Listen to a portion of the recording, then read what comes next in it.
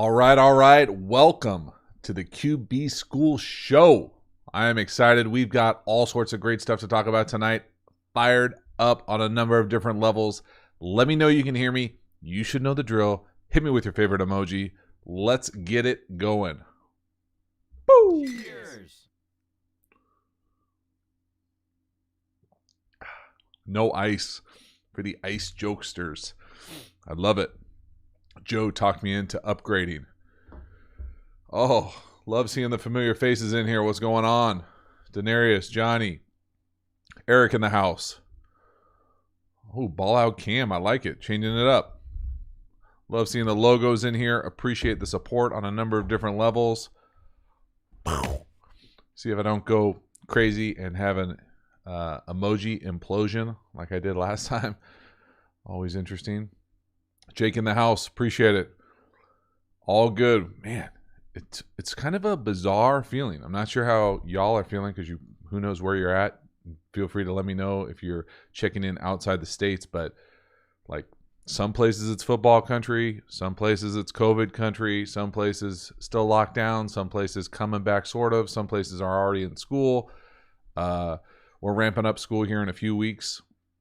But it's it's kind of a weird place. It's almost like a football purgatory out here in California. So we're just trying to continue to get ready whenever we have to be ready for whatever we have to be ready for. So that's kind of the mindset. I know I'm a little tired just because we've been doing Zooms today, lots of offensive Zooms. We did, so see how long I can keep this thing going. But I figured I'd get a big beverage and make it happen. So do me a favor. Get some good questions in the chat going, and we'll just crank these suckers away. I don't have a whole lot of pre-programmed material. I will say I did, before this, film a new, what we call it? Someone who's taken the course, tell me what you would call it. It's not like a lecture, but like a new element for the RPO course that I will insert as soon as I get it up and edited, probably within like 48 hours. Not only is it new, and what it talks about is another element that we already talked about in the course, but you get a sneak peek at the Quarterback School Studio 2.0. I tell you, I'm fired up, y'all. It might be worth it just to get over there and see that thing. It's coming together. We still got moving parts. Still not totally situated yet, but feeling pretty good. All right. We got some Hard Knocks questions in here. I watched it. I don't get HBO, but I saw it on YouTube for free for some reason. I don't know what they're trying to do with it. After about 20 commercials, I made it through most of it. COVID. It's tough out there.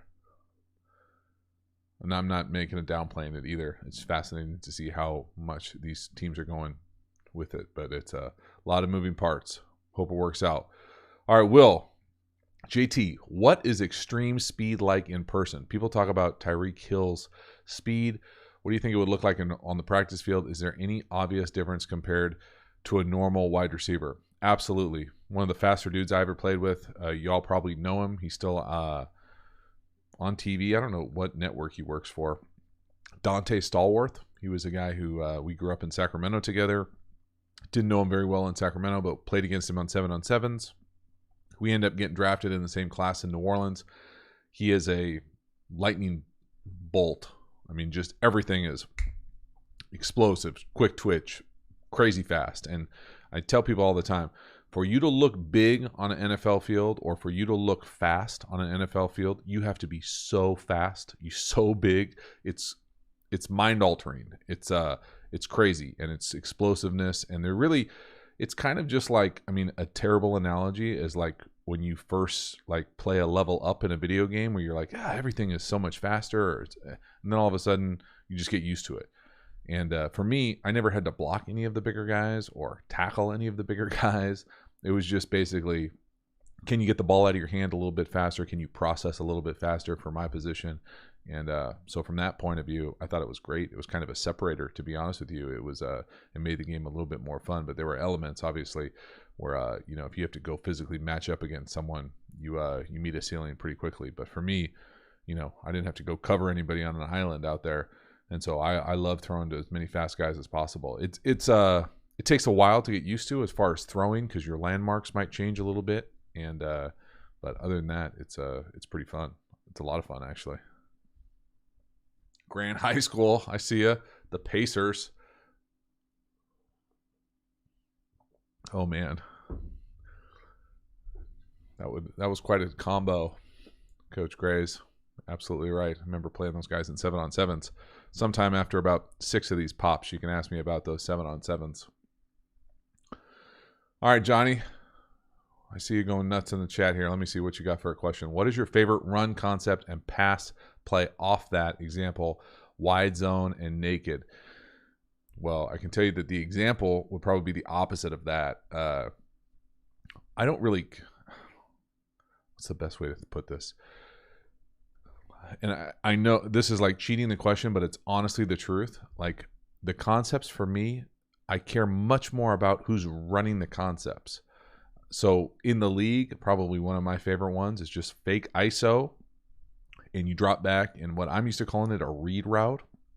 And all it is the perimeter wide receiver, one wide receiver, basically takes a burst release in 2 or 3 yards, pushes vertical. And if it's quarters, 0, or they feel like they can blow over the top of a middle field player, which is pretty rare. So basically quarters or 0, they're going to take it to the post. Everything else, they're going to hook it up, almost like a post curl. But they're going to put their feet in the ground at like 18 yards and come back. So it's a really long 7-step to the left, 8-step to the right if you're under center. Long, exaggerated fake, come up, 7-step drop, and hitch. It's a shot for an over-the-top play versus quarters or a big hitter versus any type of zone. Not great versus man, but that was kind of my favorite play action shot. And you could tether it to any play action, but I liked the best out of like fake ISO, fake lead. As far as the favorite run, totally depends. I want to run behind the best offensive lineman, and I want to give the ball to the best running back. That's an easy one. Hopefully that made sense. Sonny Hensley, what's going on? It's a good question. I'd like to know your play call sheet setup, and do you use a wristband system? We do not use a wristband system. We used one in the last game, and that was only because we lost our quarterback. Couldn't play, and I found out on Wednesday, so we kind of basically flipped it and went full Wildcat for the last game. Normally, we're all signals. My play sheet was probably bigger last year than I imagine it being this year. And what I mean by that is I did like the more traditional, like situational calls, but I ended up, when I was really calling the game, barely looking at it. So the reason that is, let me build some context. The reason that is because I was still locked into the NFL model of having all these answers versus all these potential different looks, when in reality in high school, we were seeing a bunch of stuff that we weren't seeing on film. So I should have been a little bit more leaning towards the side of being sound versus everything, because who knows what you're going to see. Odd, even, bare, man, closed, open, 0.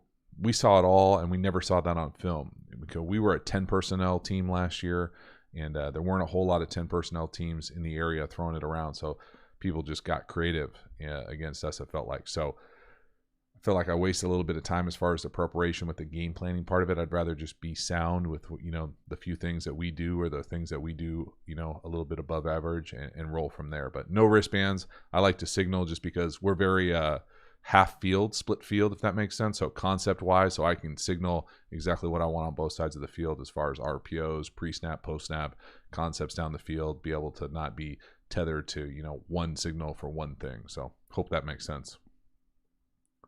Justin, I see you on there coming at me with the cheers, y'all, with the Josh Allen take. I don't really have a Josh Allen take, to be honest with you. I'm not going to lie. I saw him play a handful of times in college for Wyoming and was never a huge fan. I know he's got a massive arm, big, talented guy. He's from the middle of California, under-recruited. I appreciate that element of it, but I honestly, I haven't watched him play that much. He doesn't Buffalo. I don't know. It's hard for me to watch. Like this week, I have a Raiders game coming, kind of Gruden Carr video that I'm putting out on Wednesday. I don't really watch them either because they don't, like, that's not my jam. I don't love Gruden stuff. I don't love Carr's, the way that he plays per se.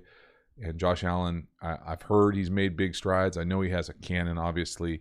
I know he's a big athletic youngster, but when I was watching him at Wyoming, it just didn't resonate with what I like about it. And what I like about it is anticipation throws, scheme, getting the ball out quickly, making good decisions, those type of things that I just didn't. I saw a lot of run around, make a play, just ridiculous throw, and I couldn't do that. So I'm jealous of him, but I don't have a hot take on it. Boo, bruh. We got some good stuff in here. We got a run and shoot question. Wow. Daniel, I saw the Justin Fields thing came across my ticker or my Twitter.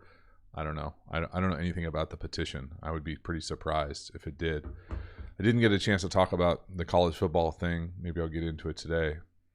Oh, Spider 2 Y Banana is actually in the Raider video that's coming out on Wednesday.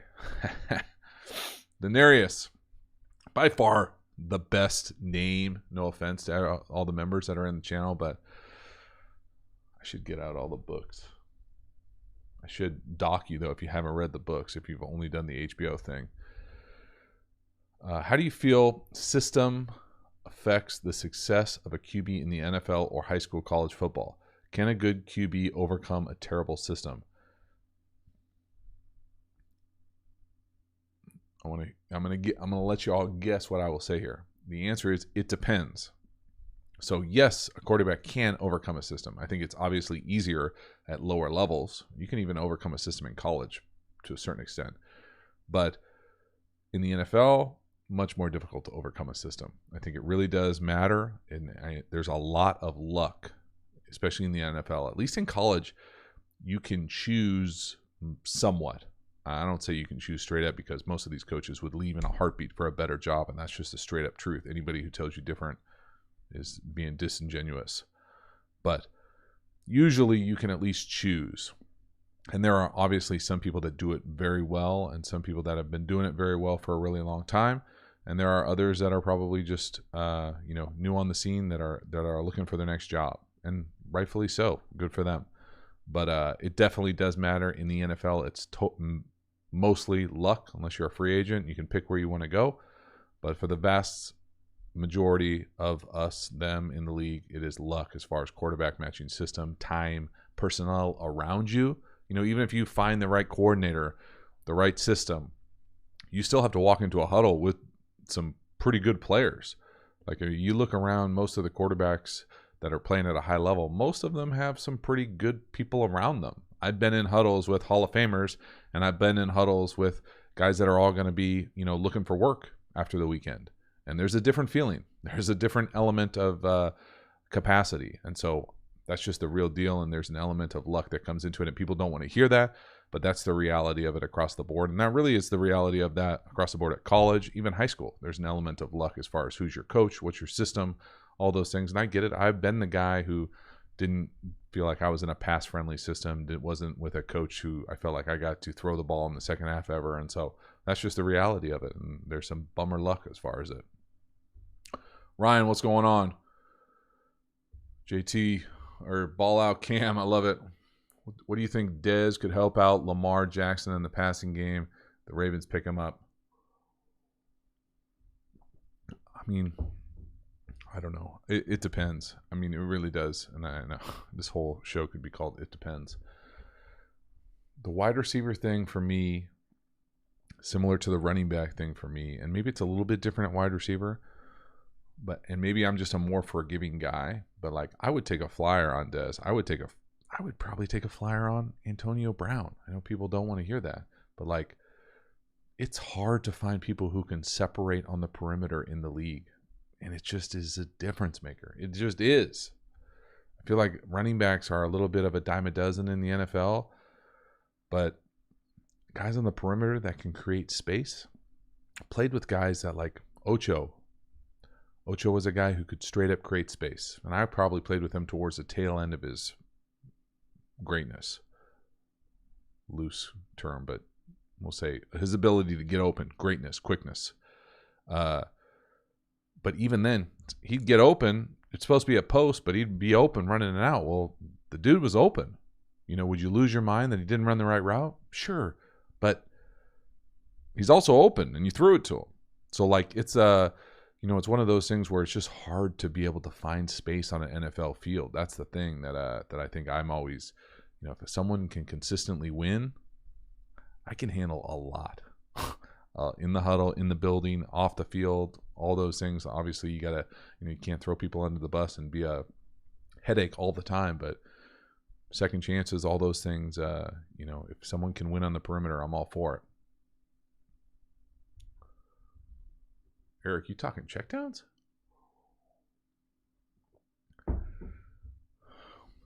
Jacob, I have no idea. What does an offensive coordinator by committee work? I don't know what a committee offensive coordinator is.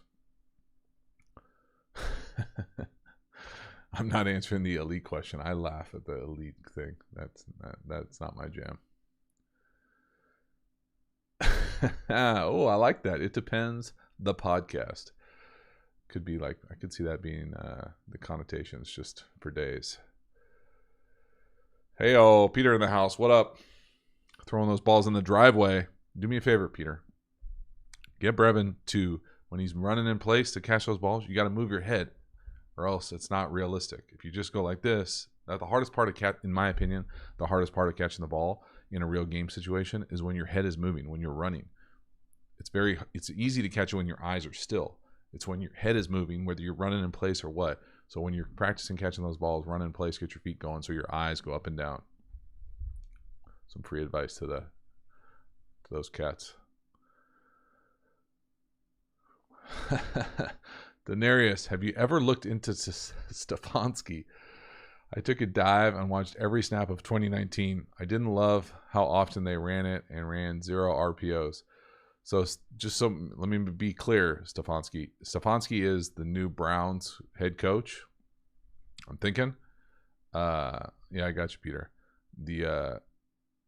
If that's the case, I will just say this because I had a good chuckle with Brad Johnson the other day. When we were in Minnesota, Stefanski, and I'm blanking on his first name, so this is a loaded response, obviously. But many of you probably that are in this understand that the NFL is filled with nepotism. You go to any coaching staff, any organization, there will be somebody's kid working for somebody's daddy. People call it the not for long league. People also call it the nepotism football league. That's just the truth. I have no idea how Stefanski got his first job, but I will tell you that he was the assistant for the head coach Childress when I was there. And I don't mean like assistant play caller. I mean like assistant, like executive assistant. And so it's a great story. I'm sure he's made a number of strides and it's been a long time, but that's the truth. And so do I think that there are a lot of great coaches out there that would thrive at that level? Absolutely.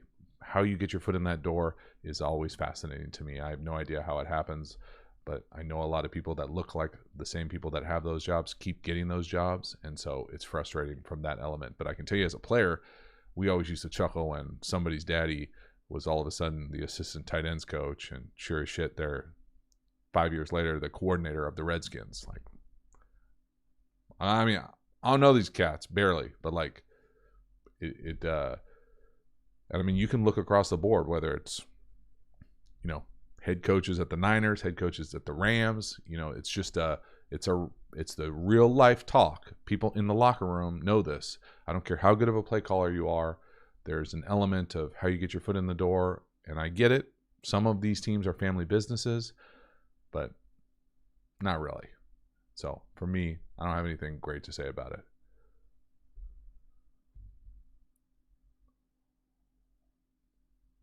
Brawley, I love the pistol offense. I love the pistol. I wish we did more of the pistol. I'm probably more of a sidecar guy, but we'll probably do more pistol than we ever did last year. Coach Grace has a wide receiver. As a wide receiver, he can also just run over the top of the route. I don't know. You guys must be talking about something that I didn't see. Peter, I haven't seen the I don't really have any. I'm rooting for Alex Smith. I really am. I'm rooting for him. I think Dwayne Haskins is better right now. But I haven't seen the E60 thing. I need to go see it. Y'all told me to go see it months ago. I just haven't. That's because Rad and North Shore are on Amazon Prime right now. You're welcome.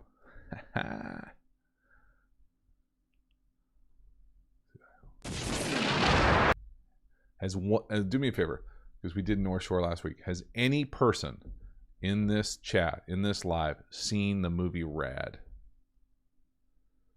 I would be shocked.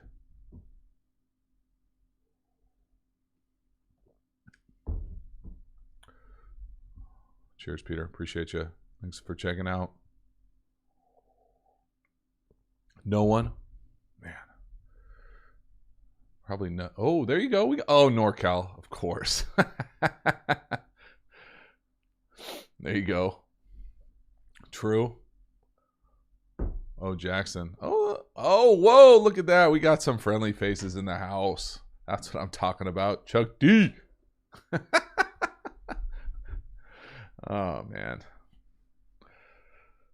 Charlie, we were talking about you the other day. Good stuff. Good stuff. Oh, there you go. We actually got a handful of people that have seen it. I'm pretty impressed. Crew is cool. No doubt about it. It's a good one. I've actually had a lot of fun watching old movies with my 10-year-old. He gets it now, so it's pretty cool to be able to do that. Oh, T. Martin. I remember watching T. Martin, man. Could you imagine following Peyton Manning at Tennessee in the 90s and then winning a natty? I mean, damn, Tennessee, what happened? I know what happened, actually. Let's see, what do you got, T. Martin? JT, how do I get my foot in the door in college football? I'm a freshman at UT and want to get into coaching, but I have no clue how to do it. Any tips? Yeah, I would go over to the football facility and I would be as polite and as, what's the right word? Consistent, resilient, and just go meet as many people as you possibly can. Not be a nag, but like you're there to volunteer. You got 4 years to invest and do whatever it takes. Put your head down, and there's no easy way to do it. And even then, it takes a lot of luck because you got to win. You got to have people go get other jobs. But just volunteer, do whatever you possibly can. If that doesn't work, go volunteer at a local college, go volunteer at a local high school, and just see what happens. There's no easy way in. There really isn't. There was another question I saw in there I wanted to talk about. Oh, Daenerys coming in hot. What are the advantages of going under center other than being able to keep your eyes on the field while the ball is being snapped? I think there's some misdirection elements that come from being under center as well. I agree that keeping your eyes up helps as well. I think there's misdirection in the offense when you turn your back as a quarterback, that the defense doesn't have an idea what happens. I think you can also hit faster as far as some traps versus certain fronts. If you're underneath the center, you can quarterback sneak if you're under center. There's a handful of different ways. Obviously, I don't think they're that good because the high school team that I coach never goes under center, and we couldn't go under center if we tried. So there are some advantages. It's not for me. Let's see what else we got here. We got 64 in here tonight. Hovering tight. I appreciate you guys. Do me a favor. If you haven't, kind of been lazy with this tonight, smash out like. Boom. Charlie, talking to you. Know you know how to do it. Oh, Chase. That's a good question. Let's just take a quick poll in this group. Do people feel confident that they can tell the difference between a side adjust and a hot? Or do they blur together? Because sometimes I get confused, like people think that they're synonyms. And there are some overlap, but to me, they're very different things. All right. So let's talk about this. All right, Chase, look at you. You got it. There you go. Daniel. Look at this. We're muddy all over the place. Anchor down. No idea what that means, Johnny, but I like it. All right, so what is the difference between a sight and a hot? So in most offenses, and we'll talk just at the league level, most offenses to the front side, meaning the side that the concept is wants you to look at first, the pass protection will create a hot. What that hot means is that at some point, there's the opportunity for the defense to bring more people to that side than the offense has the capacity to block. So when they do that, if they do that, the offense has to have an answer. They often call it the hot receiver. It can be 1, it can be 2, it can be 3, it can be a bunch of different answers. But the front side of the protection and the play concept is called the hot. The back side is called a side adjust. Side adjusts are definitely more rare. And by side adjust, it's usually the side that the offensive line is protecting. So the back side. Because you often want one side of the protection cut off because it's very difficult for a quarterback to have hots off both sides. Some quarterbacks can handle it. Some offenses are made for it, specifically the spread and going fast tempo makes it very difficult to get side adjusts. But if you're in a huddle offense and you run a pro style offense, you will have side adjusts. And that means that essentially the side that the offensive line is protecting, they're basically blocking off. If they bring more than the offensive line can handle, then we need to have a plan. So it's either the back goes back there or, which is called the side adjust, the wide receiver to that side or the first eligible has some sort of break off route. Often a one-step now or hitch, a one-step slant, dart, a three-step slant. If it's a corner that blitzes, it's often called a skip off or a lookie. And so there's a bunch of different ways to handle it. In fact, I've been in a number of offenses in the digit offense with Martz. If we got side adjust, because we'd get sighted all the time, if you get side adjusted, we would change the play in between series. So this series, the side adjust is a dart. This series, the side adjust is a hitch. This series, the side adjust is a fade. This series, if we side adjust with two receivers, it's an inside fade and a dart. So you have the ability to change those things mid-game if it's built into your system. But for me, the essence of it is, in short, the front side is a hot, the back side is a side adjust.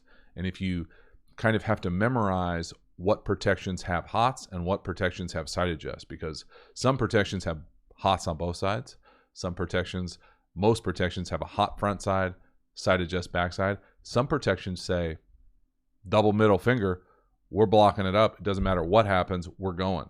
And so every quarterback, back, wide receiver has to know, hey, am I a potential sight? Am I a potential hot? And all of that is built into the installation. So if you go back and look at any of my install, usually I'll draw an H or two lines through a route, because those two lines signify an H to me that receiver is hot. Crazy, right? Hot, H, got it? All sorts of good stuff. Very good question. Hopefully that helps. Denarius, I hate Hank, bro. I hate it so much. DeAndre, happy birthday, bro. Bruh. Bruh took me down last week. Oh, it was a bummer. Boom! Appreciate you. Peter, I forgot this earlier. Cha-ching. Thank you, sir. Hopefully this hasn't been too much of a dumpster fire for y'all. Whew. I've had my head down trying to get ready for this next course that begins filming this week once I get Studio 2.0 settled, locked in, all sorts of good stuff. But again, whew. Jake, my thoughts on Joe Burrow is he is very good. Cincinnati is not very good. Cincinnati, the organization, is even worse. And it's going to be a challenge. But I wish him the absolute best. Favorite actor? Jeez Louise, I don't know. That's a good one. That got me off guard. Not going to lie. Studio 2.0, baby. Boom. I'm so excited for y'all to see it. Hopefully it doesn't disappoint. I mean, don't set the bar too high. But I am excited. Does Tua start day one? Absolutely, Cameron. Fitz, I don't know. Yeah. I've talked about that a little bit on the Dennis Hopper. It wouldn't be Dennis Hopper, no. That's a good one though. I think of speed when I think of Dennis Hopper. Have you ever done an install for sale, Ryan? No. Sale to me, it was never like one of my favorite jams. I'm not going to lie. Like, I don't know if I missed the window of when Sale was popular as a player and as a coach, but we never saw a whole lot. Like, I think of Sale as like a straight up cover 3 beater. And like, we just don't see a whole lot of Sale. I personally like Scissors a lot more than I like Sale. I don't know. I don't know if that like dates me as young or old or what, but like, it's not my jam. Favorite high school quarterback of class of 2021. Definitely the kid out here at in San Diego is pretty good for Helix, Buckner. Although I've never seen him play in person. I've seen enough highlights to know he's going to be pretty good for the Irish. Joe, what up? Look, I took your advice. I went with the big dog. Weekend Vibes, Coronado, IPA. You made it. What's the most underrated NFL city as far as food goes? Ooh. I mean, not even close. My favorite city to live in was New Orleans, but I don't think the food is underrated there. So my favorite restaurant in the world is there. I've had some amazing meals there. Had the best lunch of my life there. Lots of good stuff. Underrated.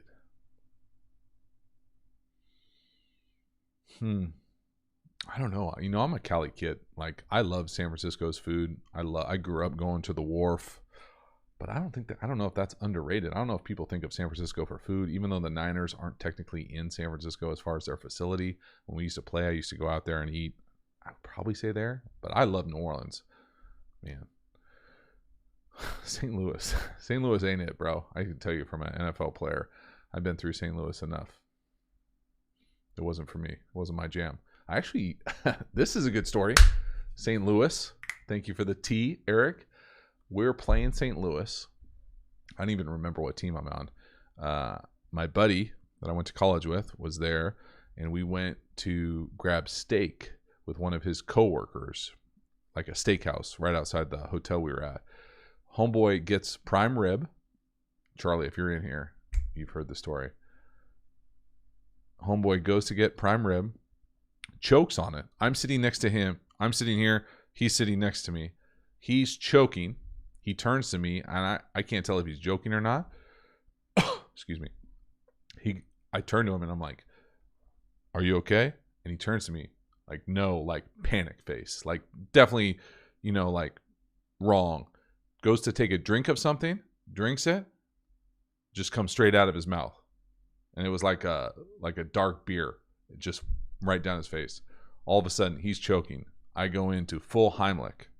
Okay, I've taken the classes before, never done it in person, never done it for real before. First time I do it. He's not a small dude, but he's not a massive guy. He's not an NFL lineman. College fraternity buddy. Hit it pretty hard, like 75%. Nothing. The next time I hit it, 100%, max, as hard as I can. Hit it. This prime rib comes flying out. Lands in the sauce in front of him. We stand there for it felt like a while. It was probably like 10 seconds of silence. It happened in a white tablecloth steakhouse. The waiter comes over. The manager comes over. Everybody else kind of around us is like, it feels like kind of everything stops. My trainer for the Niners was there in the room at the same time. He saw it go down. Like, it was an out-of-body experience. All I can tell you is that if you ever have to give the Heimlich to someone, you have to do it as hard as you can. It's crazy. I was shocked at how hard I did it. I would thought for sure I would break someone's ribs if I hit them that hard. It was wild.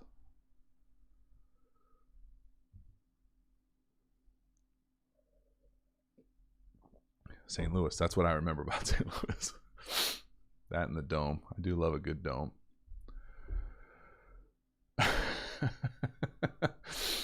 Joe, you're welcome for the fountain story. I got to get Brad on here. I got to do the guest thing. I just got to conquer the logistics of it. Hardly inspirational, but I'm just warning you. Probably save somebody's life in here. Somebody in here, we got 70 people. Somebody in here is going to have to give the Heimlich. I'm telling you right now. Pray that it's on someone who can handle your full ability of being able to squeeze the hell out of someone, because I was shocked at how hard I had to do it. All right, what do we got? Progression for scissors. Swing or shoot. Bro, you think we're throwing scissors to throw a check down to the back? The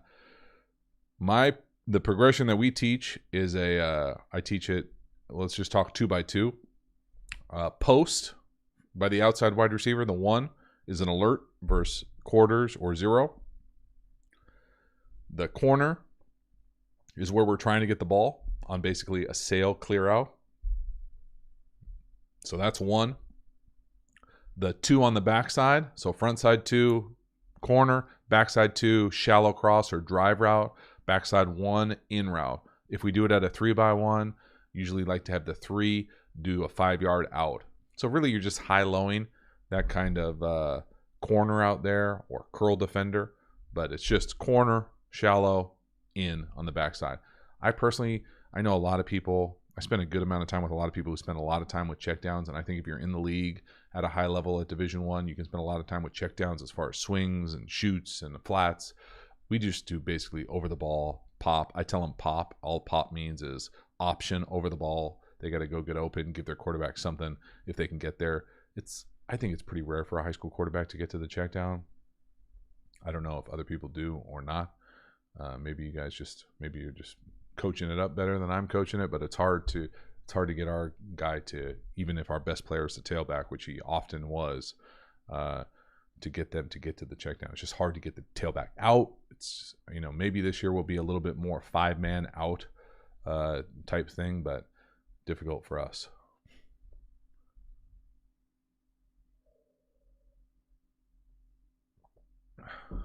Appreciate you, ball out Cam. All good stuff.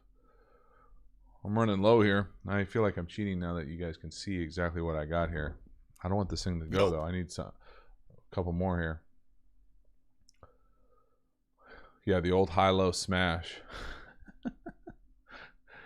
It's fun. Wow. I'm not good. I won't get into it here, but the smash thing is funny. Oh, the return of Roethlisberger. I mean, is he healthy? I don't know.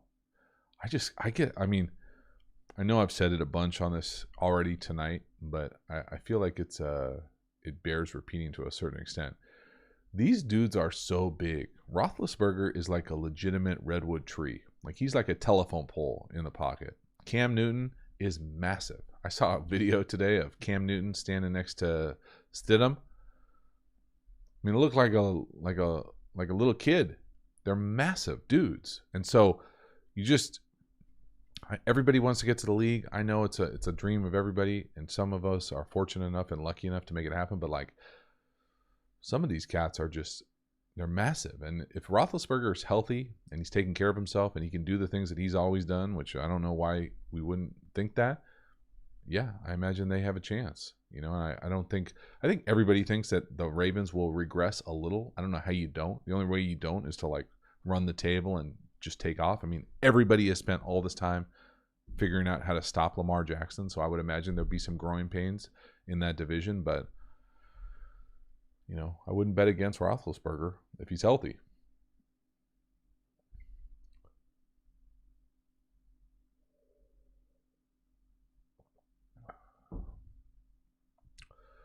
Preston Harris, in the NFL, do things like politics and or religion get talked about a lot in the locker room? Do those conversations ever get in the way of football? Those are two excellent questions. I will tell you that when I was playing, which was a long time ago compared to now, politics was less talked about. Although if I would have told you 10 years ago when I was playing and I took the temperature of the room, I would have told you that most guys, and I mean across races, would probably have tilted conservative. And that's just because they're making money more than anything else. I'm telling you, that's the truth of it. I I don't think that they or we thought much more about it at the time. Religion probably got talked about more when I was playing, and I think it probably still gets talked about quite a bit. Most teams have Bible studies. Most teams have prayers before the games in the showers. Every team is a little bit different as far as praying as a team. I'm trying to think if there were teams that didn't do the Our Father. I'm sure there were. We didn't do the Our Father in college for sure. I remember most teams doing some sort of prayer before the game.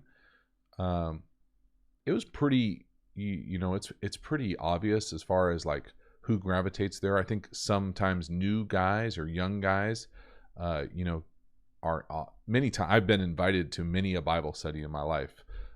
It's not my jam for a number of different reasons, but it's definitely a presence in an NFL locker room. There's often a chaplain that travels with the team that is there, that is a presence. And so I think it depends on the head coach, the owner, the organization, the longevity, all those things kind of play a part of it.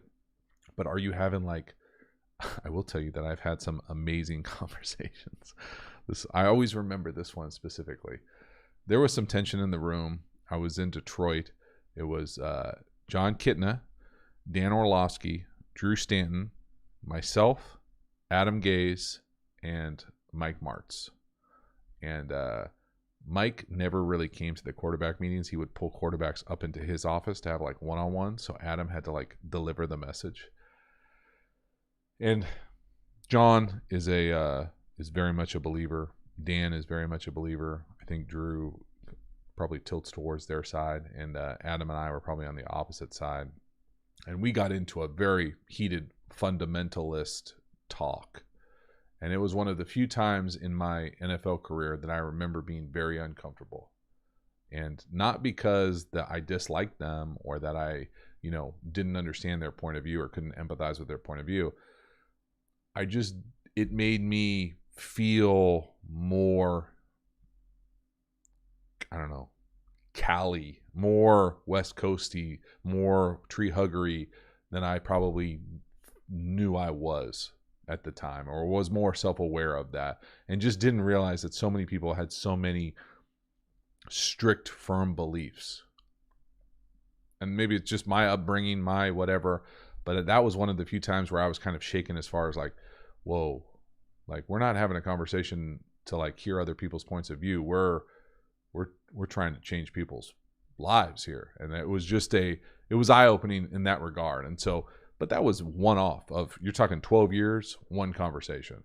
But absolutely, it's a normal topic in the locker room, especially when you're around friends or young guys or people who are believers that want that want to grow the community, what that fellowship thing looks like. But I've been on teams where fellowship and that thing was really important.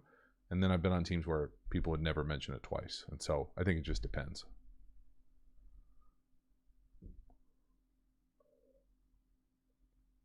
Elijah Palmer hit me with the DB school. I think it already exists.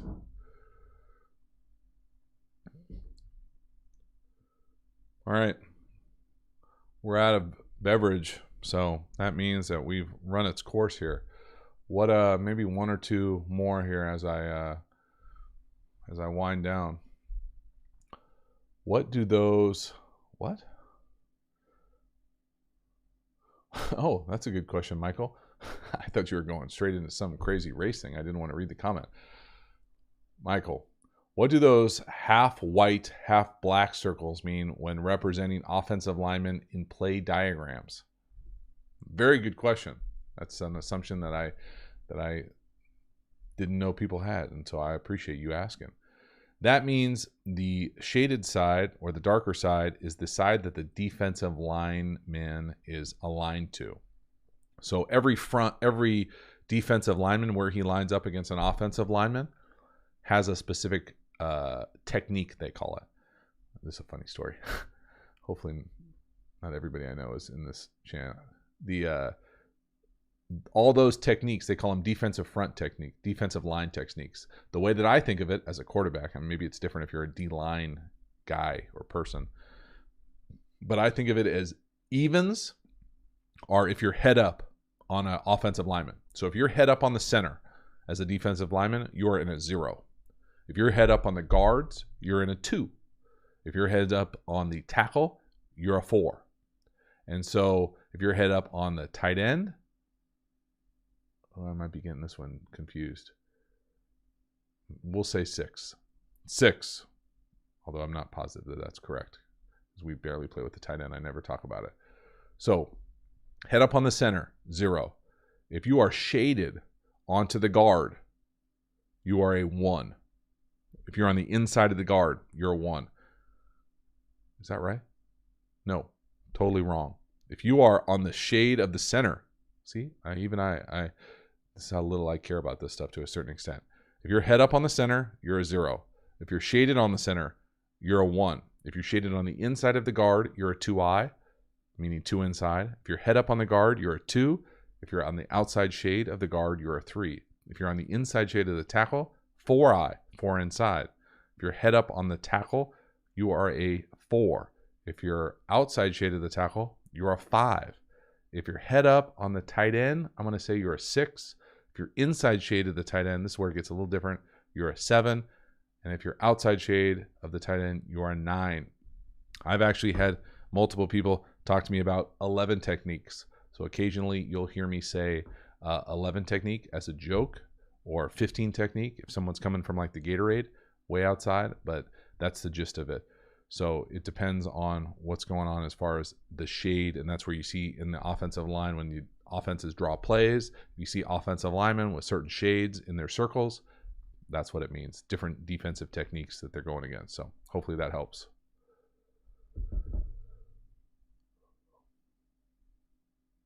Appreciate you all hanging out. All sorts of good stuff. Do you do, Denarius, do you do chalk talks with your team?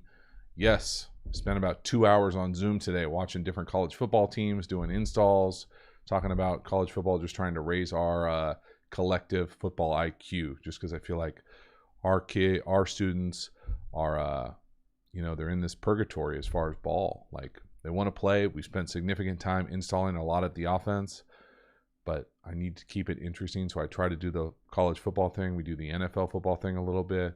We watch ourselves, anything to what I try to do, elevate their football IQ. So hope that makes sense.